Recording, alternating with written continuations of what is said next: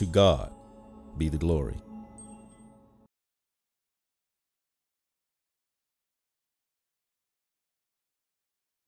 Welcome to our study, Evidence for Christianity. In this class, we're going to look at our third argument for God's existence, the moral argument. Now, we're going to start off with some basic concepts to establish our foundation. And so I want to ask a few questions for your consideration. Do you believe correct is better than incorrect? All right, well, that's an odd question you might be thinking to yourself. Correct better than incorrect. But I want you to think about the terms that we are comparing. Is it better to have the correct answer? Is it better to know the correct truth or the correct fact? Well, in the terms themselves, one is positive and one is negative. So, of course, the answer to most reasonable people, if you were to ask this question, would be, well, yes, correct is better than incorrect. I would rather be correct. I would rather be in a correct state than an incorrect. Okay, well, let's follow that up. Do you believe true is better than untrue? All right? We're making a statement, kind of a factual statement, and we are comparing two things. And so very similarly, we are looking at a positive and a negative. And reasonably, yes, the positive is better. Well, now look what we inserted there. We inserted the comparison term better. Okay, well, that's a judgment. That is an evaluation. And in this case, with these two, it's fairly straightforward because we are looking at the positive and the negative of that same concept. Now let's move it up a stage. Do you believe right is better than wrong? Okay, now we're moving a little bit away from a truth statement and moving towards a value statement. Do you believe right is better than wrong? Well, most reasonable people would answer yes, they do believe right is better than wrong. We're making a value comparison between what is right or maybe what is good. It could simply be correct, but it also could be good as a value versus what is wrong. And we're putting in there an evaluation that says, yes, when I look at the two, I can see that one is more desirable. One is where I should be. One is where I should correct from. Okay, well, now let's move it to the statement or the question. Do you believe that moral is better than immoral? Okay, now we're bringing in some questions that relate to the value system that somebody has. There's some accountability aspect that's being brought into play here, moral and immoral. But let's wait. Let's back up. We just looked at correct and incorrect and true and untrue, right and wrong. We were looking at terms that one was a positive and one is the negative comparison to it. Well, the same is true here. We have moral, a positive concept, and then we have the negative, immoral. So on the surface, just by definition, our reasoning, our rational evaluation would still have to say, yes, moral is better than immoral. Right there on the surface, in the definition. Okay, but we are also bringing in that this does have a value system, that it does invoke the aspect of accountability. And while some people may fidget, right? They had no problem with right and wrong, true and untrue, but then you ask them something that relates to their moral code, their accountability to someone else, and they might fidget a little bit. They might try to justify, but let's take it for what it says. Moral is a better state to be in than immoral. All right, now let's think about the moral argument. All right, in a practical way, the moral argument can be stated a couple of different ways, and let's start with one, the golden rule. Whatever you want men to do to you, do also to them, Matthew 7, verse 12. All right, the golden rule is a concept that the world is familiar with, that people are familiar with, and it says, yes, there is an obligation. There is a set of behaviors that we ought to have, and those ought to be expressed in our lives and communicated to one another. All right? Second, in Matthew 22, verse 39, it says, love your neighbor as yourself. And Jesus says this is the second great commandment. All right? Love your neighbor as yourself. That is a practical way of stating the moral argument, that you ought to have a sense of duty, a sense of responsibility. You ought to evaluate your actions, and you ought to have love, right? Not immorality, not something that is unloving. You ought to have the positive. You ought to have love that you express. All right, in a third way, I want to, thinking about the practical statement of this argument, I want to think about some counter examples. Have you ever heard the term, might makes right?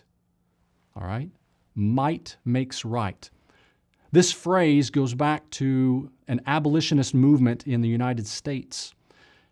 And it was talking about this counter idea that whoever has the power, whoever has the control, well, they are what's right and everything else is wrong. But yet it's given in an ironic fashion, because that's not what makes right. That is not what sets the boundaries for human behavior. That does not give morality. It gives oppression. It gives subjugation. Another interesting counterexample phrase, which is also ironic, is this: whoever has the gold makes the rules. All right, this phrase originated in a comic strip, but it was again given in an ironic fashion, because it's not true, and it's reasonable for people to realize that just whoever has the most money, well, whoever has the most money does not get to decide what is right and wrong, does not get to decide morality. And very interestingly, we think about might makes right, and whoever has the gold makes the rules. There was a quote by Abraham Lincoln where he talked about that right is what makes might. All right? He took that phrase and he reversed it because he knew that morality and goodness and what is true and right, well, that will always win the day. That will always exist because people with power come and go. People with gold and possessions and riches come and go. What they decide or what they think, that is not a foundation to establish your thinking on. And so here we have the moral argument, that golden rule, Matthew 7:12, that loving your neighbor as yourself.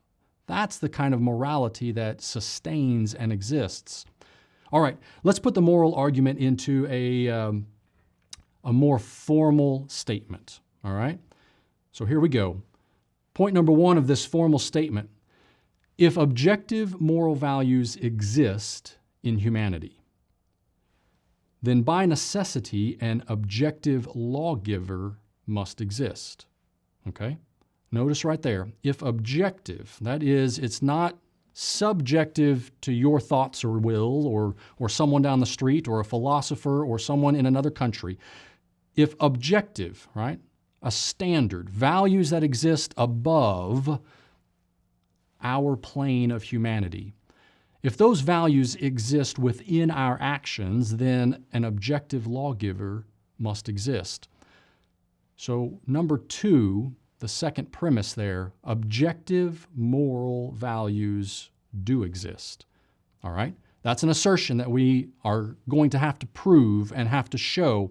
But if, number one, if they exist in humanity, there must be a lawgiver, Objective moral values do exist, and so therefore our final premise, an objective lawgiver exists. All right? God's existence is shown when we see that objective morals do exist. All right, so let's evaluate that second assertion in that premise that humanity does have objective morals. All right? We ask the question, where did morality or even the concept of morality originate? All right, I want to share a quote with you from an evolutionist. As we think about the idea of where could morals come from, if we think about our lives and what is natural, physical, we think about matter. Well, non-living matter doesn't have morals. There's no ethics, there's no law, there's no code of behavior for non-living material, desktops, wood, rocks, trees, things out in nature. There's not even morality or ethics in animal life. All right? Take a look at this quote with me from an evolutionist, George Gaylord Simpson. He says, good and evil, right and wrong, concepts irrelevant in nature, except from the human viewpoint, become real and pressing features of the whole cosmos as viewed morally, because morals arise only in man. All right, so here we have a quote from a well-known evolutionist of years past who says this idea of, what did he say? He said right and wrong. Well, that's where we started, right? Correct, incorrect, right, wrong. But he says good and evil, right and wrong, those concepts are irrelevant in nature, right? It's not part of nature. It's not needed for nature. It doesn't serve a purpose. It doesn't derive from nature. But what does he go on to say? He goes on to say that the whole cosmos is viewed morally because morals arise only in man. All right, here we are, a special creation from a creation viewpoint, a special creation that is different than the other material around us. But yet, in many worldviews, man is just an animal, is just a set of atoms and material, tissues and organs that's not any different from the animals that we see out on the plain or in the grasslands, an elephant, a lion, a cow, a horse, that we're really just similar, just a higher brain capacity. But wait a second. Morals only arise in man. Well, that right there, that shows that there is something different. So we ask that question, where did morality originate? And so I want to look at another quote from a famous atheist, all right, to get an atheist perspective on this idea of good and morality. Bertrand Russell was a famous atheist, and he has this to say: we feel that the man who brings widespread happiness at the expense of misery to himself is a better man than the man who brings happiness to himself. I do not know of any rational ground for this view. All right, so he's better than a man who brings unhappiness to others and happiness to himself. So he's saying a person who is selfless, a person who strives to bring happiness, joy, positive feelings, love, caring, right, at the expense of some misery to himself. We, humanity, look at that as a better man than one who brings unhappiness to others, one who doesn't care about other people's lives. The misery or the joy or happiness or love or whatever they have in their lives, they don't care about it. They just want happiness and joy for themselves. We look at that and say, that's not a better man. That's not a better behavior or way of asking. But the atheist follows consistently through his worldview, and he ends it saying, I do not know of any rational ground for this view. All right? He says within atheism, there's no rational, right? There's no logical, there's no reasonable reason, idea for that to be the case, but yet he admits it is the case. Morality within humans, we have it, we appreciate it, we look for it, we desire it to be in others. So where did morality come from? Well, it didn't come from the physical. It didn't come from you and me. All right? That leads toward the idea of objective morality.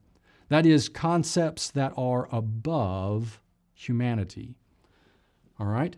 Now, if we think about the fact that we're looking for objective morality, to make the case, to be able to prove the case, really we only need to show that there is one universally condemned action, that there's a behavior that is immoral all the time, everywhere, every place, every instance. All right, so let's look at a few because I think we'll be able to come up with more than just one. We think about someone who walks into a random house. They don't know the people, they don't know the owners, they've never been there. They walk in and they shoot everyone in that house. They steal all of the goods and the valuables. Okay? That behavior is heinous, even to talk about, even to consider. It's repugnant, right? We pull back from that kind of idea. Someone walking in who doesn't even know, doesn't even care, shoots everyone without a thought in their mind and takes their goods. Well, that's why throughout history, all across the civilizations, those that are isolated and even large empires, that is why there have been laws put into place, because that behavior is wrong. That behavior is immoral. That behavior needs to be corrected and stopped. Now, are there people who within their minds take on a mindset that they carry out this kind of behavior? Yes. But because one person takes it upon themselves to create their own perspective and their own worldview, that doesn't change the morality of those behaviors and those actions. And that's why it's condemned. But let's take another one. How about an adult, one who's large, tall, strong, grown, an adult who tortures an innocent child? Awful, awful. We think about a person who has the might, the power, the capability, who has that authority over an innocent child, somebody who has no wrong, has no issue with their behavior, and yet is being tortured. It's an awful thought. Again, it's why throughout history and civilizations, that kind of behavior is stopped. That kind of behavior that is separated, put aside, and taken care of with punishments. What about a man, again, large, strong, has the power, has the authority, who beats and rapes a woman? Again, even to speak those words is heinous, feels wrong, and it's because it is. Because the objective morality tells us that that cannot be the case, that it needs to be stopped and changed. We need to move from wrong to right. We need to move from immoral to moral. We need to equalize our interactions and behavior into a positive way. And then finally, just a thought, parents who have children. That's a great thing, parents having children. But they have them in order to abuse them physically, mentally, emotionally, sexually. They exploit them for their own gain as opposed to the child's well-being, right? We just looked at that quote from an atheist who said that when good happens at some expense to yourself, the world sees that as better than when you try to bring benefit to you at someone else's expense. And so we think about universally condemned actions, and here are only 4 awful, heinous illustrations that give to us an idea that objective morality does exist, and we can see it within humanity. All right. I want us to turn a little bit of our discussion and to think about a second formal statement for the moral argument. All right? This second formal statement. Number one, if the actions of people can be subjects of criticism, then there must be an objective standard. All right? Look at that first premise. If the actions of people can be subjects of criticism, all right, can we look at behaviors among people and give a critique? Okay? We might not even say that it's a negative critique.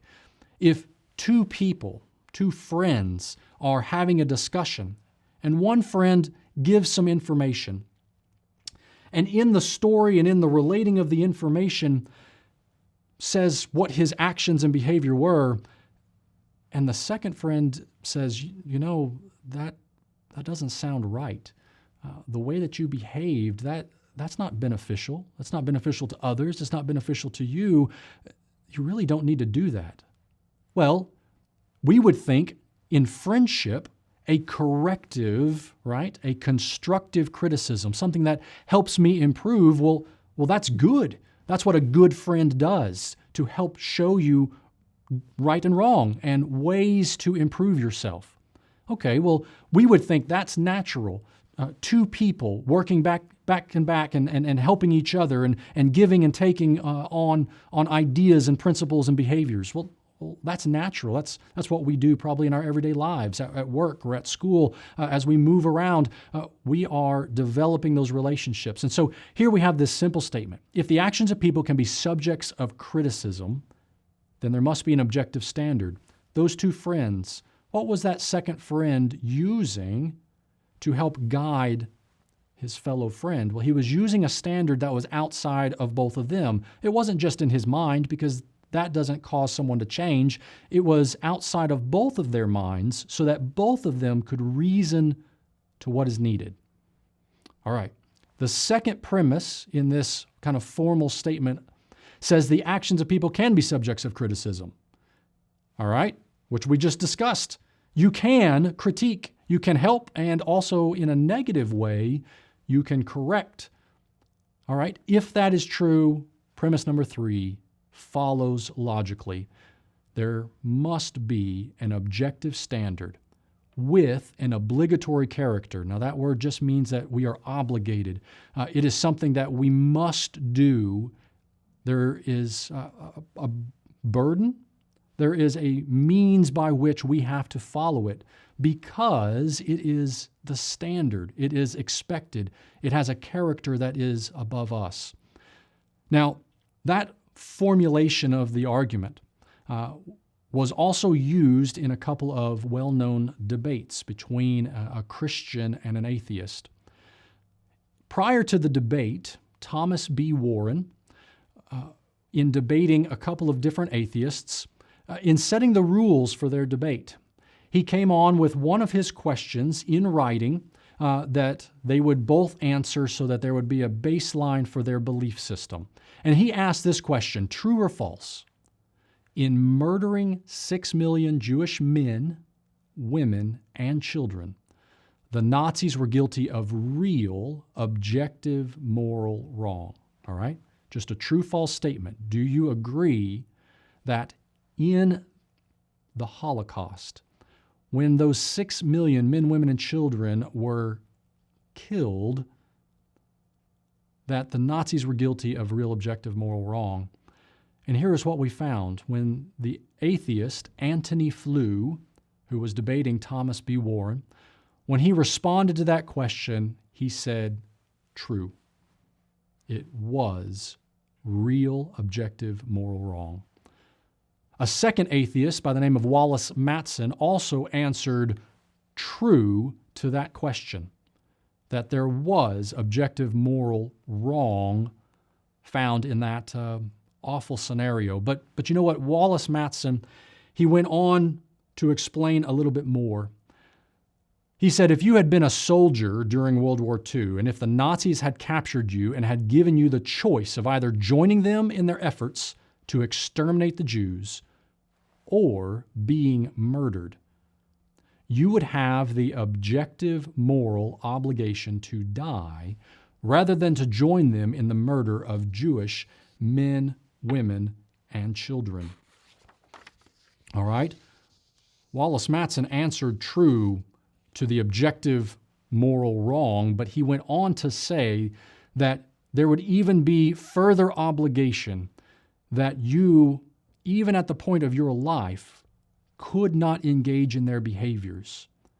You would have to deny, you would have to turn away, you would have to reject joining them in that effort because it was objective moral wrong.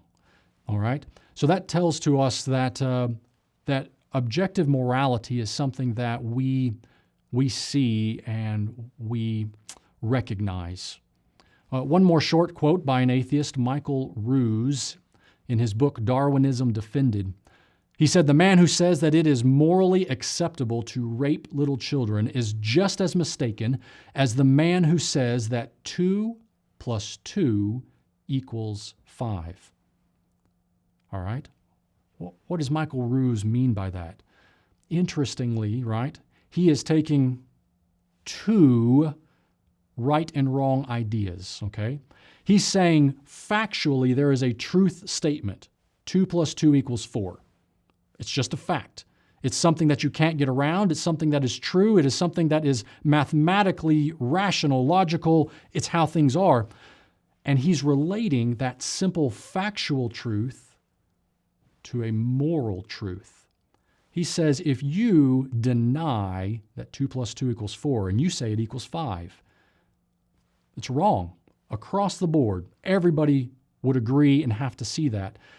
He says this behavior, raping little children, is so morally wrong, unacceptable, inhuman, that it almost makes it, right? It's level with just factually being wrong. And so that tells us that objective morals do exist.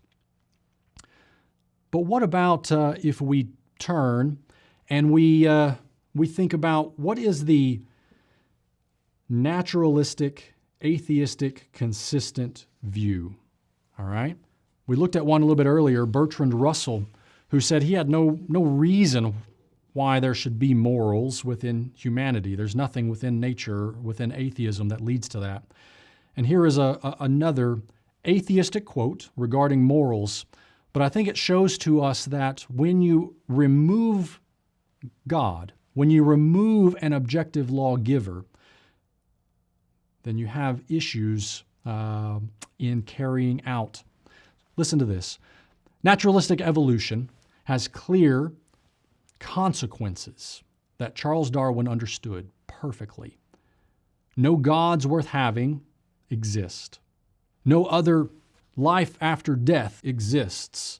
No ultimate foundation for ethics exists. No ultimate meaning in life exists. And human free will is non-existent. All right? We think about that quote. An atheistic viewpoint that says, okay, there are no gods, and if there are no gods or outside being to our universe, then really there's nothing outside of our universe. When you die, you're dead. There is no life afterwards. But if you take away those two, then he says there's no ultimate foundation for ethics. All right? There's no meaning in life that you can derive. And really, you don't have free will. You're just part of the natural, physical, material world that's moving along. That's a sad statement, but yet removing anything that is objective, removing something that creates that obligation that we have to others in our behaviors, that's where it leads. A very similar quote from another atheist, Jean-Paul Sartre. He says, everything is indeed permitted if God does not exist. And man is in consequence forlorn, for he cannot find anything to depend upon either within or outside himself. All right, you take God out of the equation, you remove the ability to declare morality. You remove the ability to have that expectation for fellow man. So if we look at and conclude, yes, there are characteristics of objective morality that we see and we observe and we behave in such a way to respond to it, what does that tell us about the existence of God? What does that tell us about the Creator? If it exists and it's in humanity, then the Creator has put it there.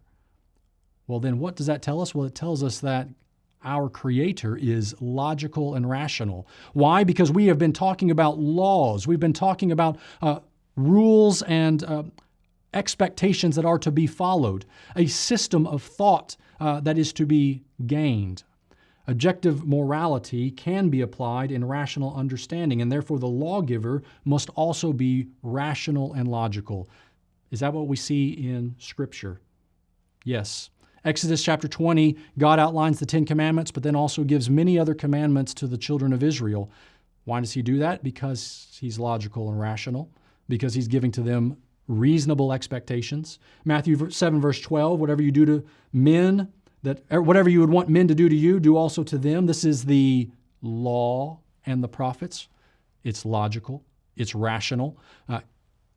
So our Creator must be logical and rational. Our Creator must also be truth, right? To have morality stand in contrast to immorality is the same as having truth stand in contrast to untruth. And so if objective morality, right and wrong do exist, then there must be objective truth, and that objective truth must be a characteristic of the Creator. John 14, verse 6, I am the way, the truth, and the life. All right, I am the way, the truth, and the life. The Bible declares that the Creator, God, is truth, is righteous. But that's exactly what we see from the moral argument. All right, point number 3.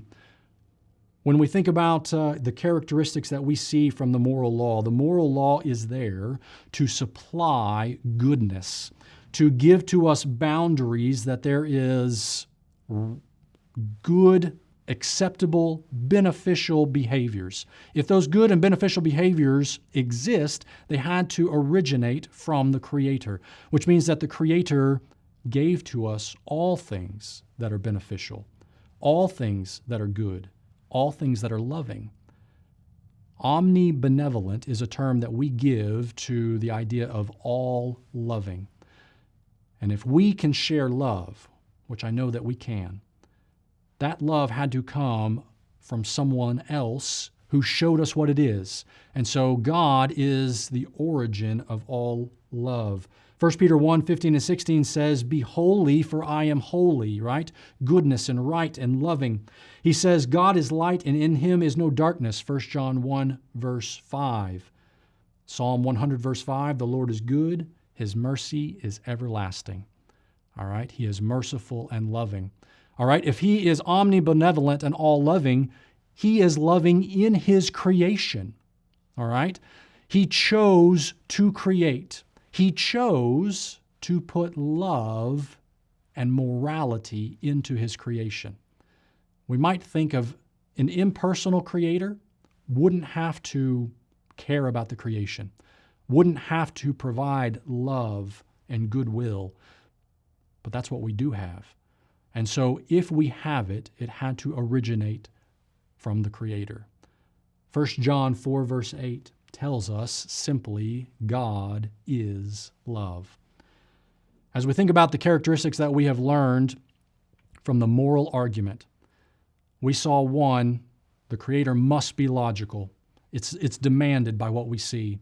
That the Creator must be truth and must be righteous himself, because that's what we see. We have truth and righteousness that we can compare and critique. We have love one for another, in abundance within families, within friends, within our civilization. Where did all that come from? It came from an all-loving, omnibenevolent Creator who chose to be a loving Creator because He is love and to bestow love upon His creation. Thank you for joining me in this study to think about morality. And I challenge you to look at your life and the interactions that you have. You may have some simple examples within your own life of how morality exists in your relationships. And then if you find somebody who is challenged by the belief in God, trying and struggling to understand it, you can use these relationships and these principles to show them that, yes, God does exist and how great He is.